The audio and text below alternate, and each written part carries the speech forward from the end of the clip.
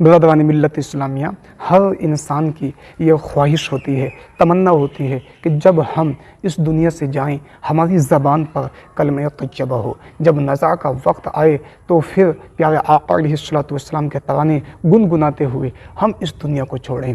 یقیناً آپ کی بھی یہ خواہش ہوگی، ہماری بھی یہ خواہش ہوگی۔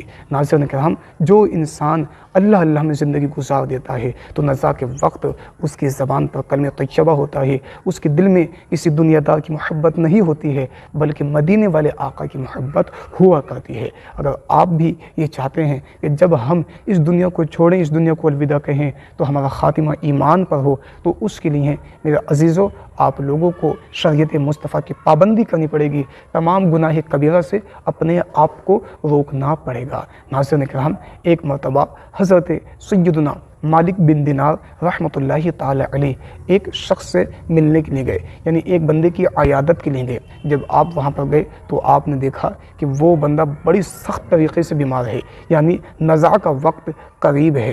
تو آپ کے ذہن میں بات آئی کہ اس کو کلمے کی تلقین کی جائے، اس کو کلمہ پڑھایا جائے۔ تو جیسے ہی آپ نے اس انسان کو، بیمار کو کلمہ پڑھانا شروع کیا، آپ اس کو کلمے کی تلقین کر رہے ہیں، کلمہ پڑھا رہے ہیں، تو وہ انسان کلمہ پڑھنے کی بجائے 10-11 اس طرح سے وہ پڑھ رہا ہے۔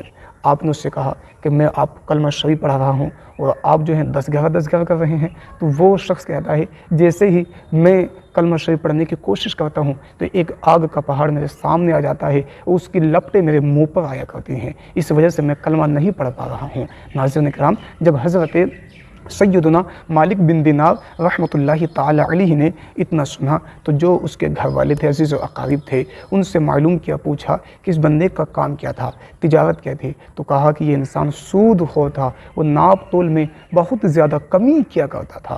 ناظرین کرام، جب حضرت سیدنا مالک بن دینار رحمۃ اللہ تعالی علیہ نے اتنا سنا تو آپ خاموش ہو گئے۔